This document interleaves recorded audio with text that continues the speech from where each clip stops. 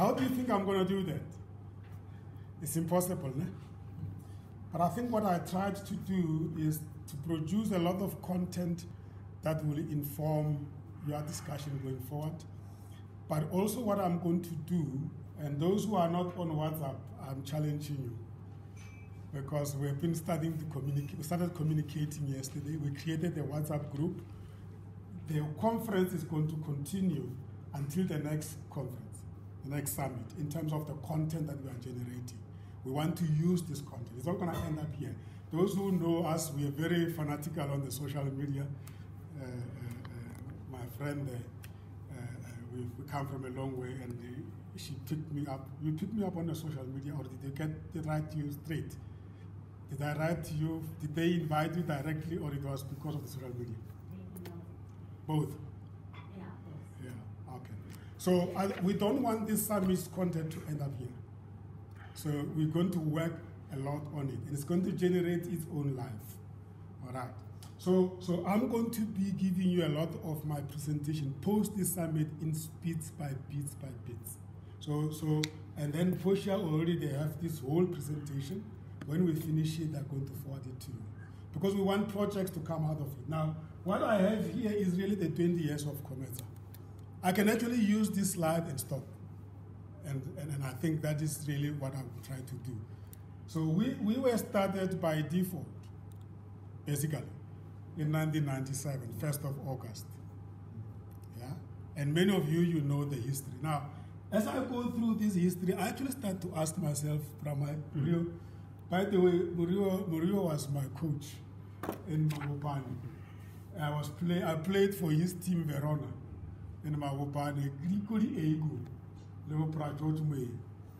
for 3 months before I left for Germany, and then I disappeared. And then I came back. When I came back, I found that Murio had become a journalist. So it's a very, very interesting. And every time I go through this history, why was soccer secondary to my journey? And I'm still asking myself, why didn't I make football and sport my primary profession? You can blame it on the country. Because somebody should have picked me up and said, this guy is trying to study in BCom and become a business. But he doesn't drop football. Every time I drop football, I wake up in the middle of the night dreaming playing football. Every time I go away from football, I don't sleep at night. So now today I'm asking myself, but I wasn't meant to become a businessman. I was supposed to be a business sportsman. But now we are trying to connect. So the first 1997 to 2001 was really a development phase, concept development. Sometimes by default, sometimes knowingly so, sometimes it just took its own life. Those who were with us from the 1st of August in Hillbrow, you'll remember the things we used to do. People used to say that we are a rolling stone that gathers no moss, because we're almost doing everything. I remember Katlego's mother complaining that, what is this COMETSA all about? At one day you are at the zoo feeding the animals, the next thing you are at the terminally ill people looking after children, the next thing you're playing football, the next thing you go into the German cultural center, you say you are learning language, go to Italian cultural center. Next thing we meet at West, there's the Italian opera music. And then I said, we have a problem. That's when we started to say, how can we define ourselves in a way that we don't become confined into a corner? So how do we be there but not lose focus? And that's when we started registering and developing. I was working for ABSA then. Then fast forward 2002 to 2007, I regard it as a pilot phase. And we met the official, Dupes, from Hammerskras, Stinkwater, Profisha, New Eerstres. That's when I knew of the place called New Eerstres. I didn't know there was New Eerstres. And you know how he met through me? I was on radio, Tobela, talking to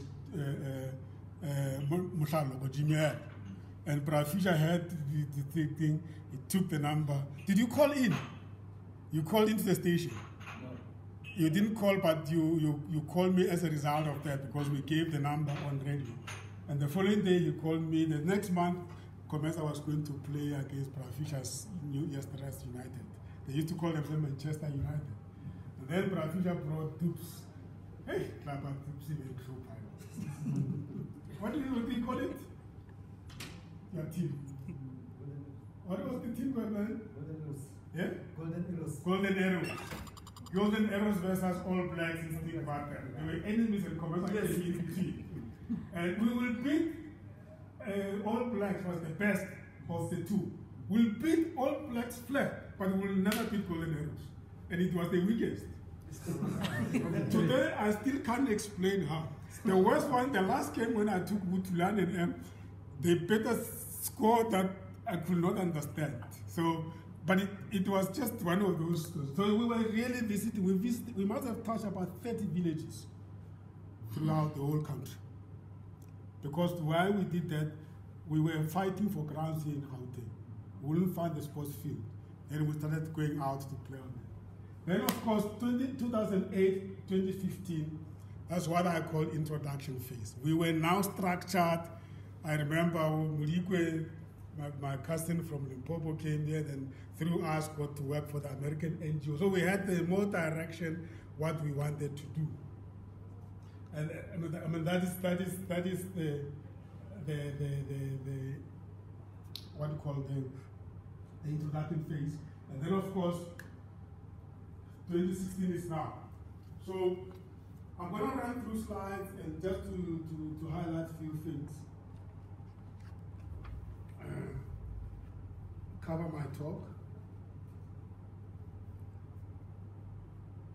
And I'm not going to waste your time, I can promise you. You've seen that? Now, as Mike was relating the story, this is my story before the COMETSA, before this, when she was formed. Born in Limpopo, played for a team called Muribane Scientists. It was called something first before we came in, and we changed it because we didn't like the name. You know, it was called Muribane Legatiga Los Mecheri.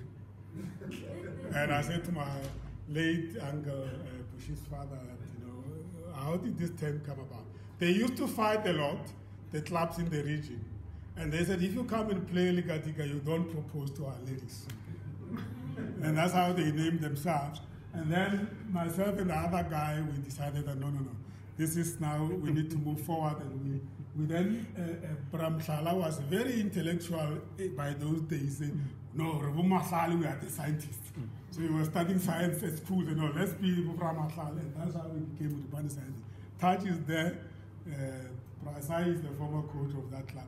If you were born in Muribane and you play football, you will have to play for Muribane. You can't play for another club and stay in the village. It is really a community club. And then, of course, I moved to the college, Waparanga College. I played for the college club. And then I moved, that's when then I met Mike at Vet, where I got scholarship from the club, and then I played at Vet. And I've always wanted to become a professional player until the challenge that I shared with you that told me that, no, you have to choose one of the two.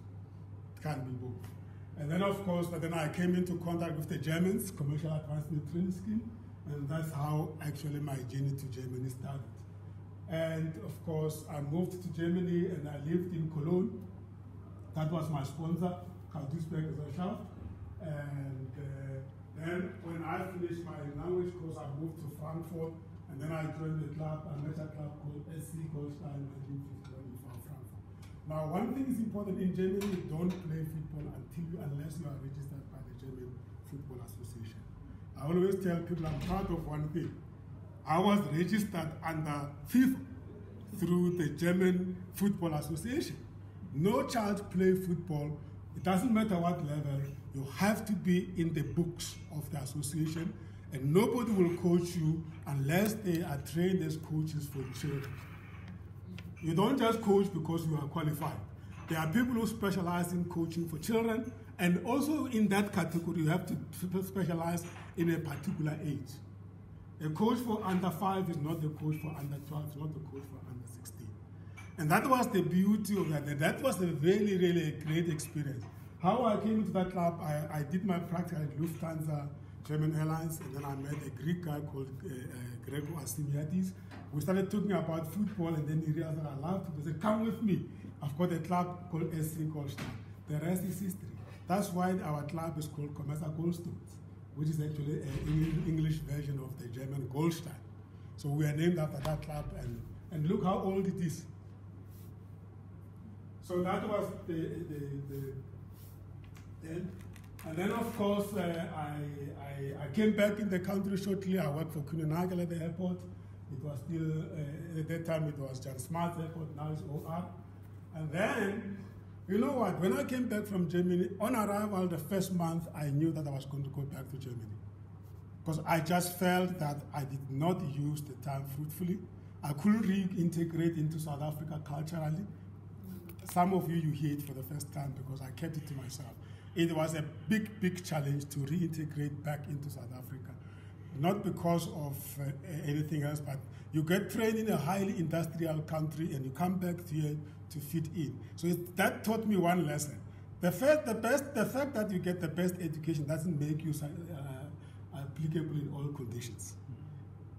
Because your country is at a certain level vis-a-vis those countries. I remember one Afrikaner boy telling me that this is not Germany, my friend. You know, I was working at the airport, Patrick will know, pulling out the documents from the cargo center and all those type of things. And I started complaining about certain things. I said, listen, it's not Tarach. This is not Germany. And then I knew I was going to go back because now I was a little bit more informed what I needed to focus on when I was there. And guess what? It happened.